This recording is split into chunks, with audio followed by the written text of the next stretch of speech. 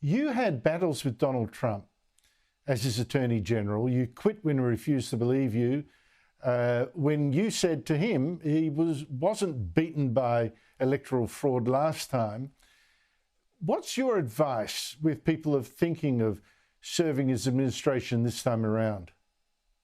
Look, don't go and take a job in government if you basically need to make a living afterwards, and you're really looking ahead to say, how is this job going to help me in the future?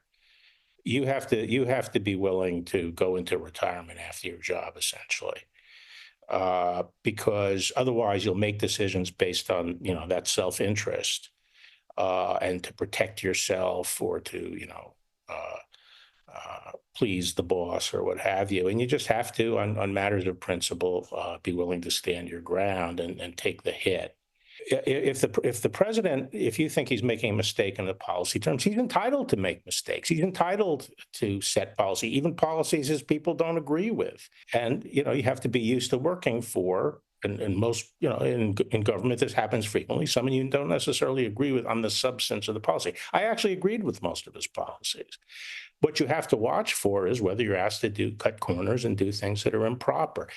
And I didn't see that problem until, and I won't even say until, the problem was after the election. I didn't think that it had been stolen by fraud, and I wasn't going to go down that track.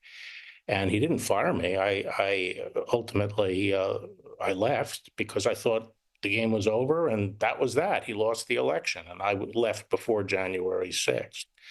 But this idea that he's constantly trying to ask people to do things that are improper, I didn't see that.